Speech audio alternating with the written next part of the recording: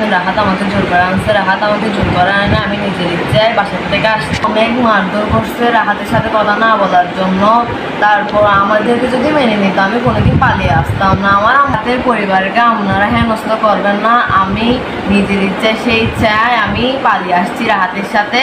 রাহাতের পরিবারকে যদি হেনস্থা করেন আপনাদের প্রতি কিন্তু ইয়ে হবে। আপনারা কেন এরকম করতেছেন? আমরা তো প্রাপ্তবয়স্ক হয়েছি, আলহামদুলিল্লাহ বিয়ে তো করে ফেলছি। আপনারা আর কি করবেন আমি দেখ।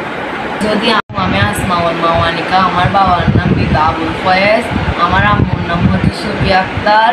যে মনে করতেছেন রাহাত আমাকে জোর করে আনছে, রাহাত আমাকে জোর করে আনে, আমি নিজের ইচ্ছায় বাসা থেকে আসছি। অনেক মারধর করছে রাহাতের সাথে কথা না বলার জন্য।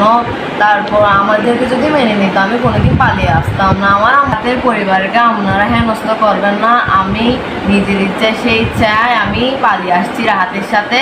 রাহাতের পরিবারকে যদি হেনস্থা করেন আপনাদের প্রতি কিন্তু ইয়ে হবে। আপনারা কেন এরকম করতেছেন? আমরা তো প্রাপ্তবয়স্ক হয়েছি, আলহামদুলিল্লাহ বিয়ে তো করে ফেলছি। আপনারা আর কি করবেন আমি দেখ। যদি আমার হাজব্যান্ড আর হাজব্যান্ডের ফ্যামিলিকে হেনস্থা করেন আমি আপনাদের প্রতি নারী নির্যাতনকে মামলা করব।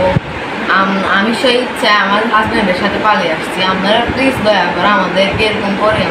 অনেক সুখে আসছি, আমাদেরকে আপনারা হেনস্থা করেন না। আমরা এখন বিয়ে করে অনেক ভালো একটা লাইফ শুরু করতে যাচ্ছি। নতুন থেকে আমাদের জন্য দোয়া করবেন।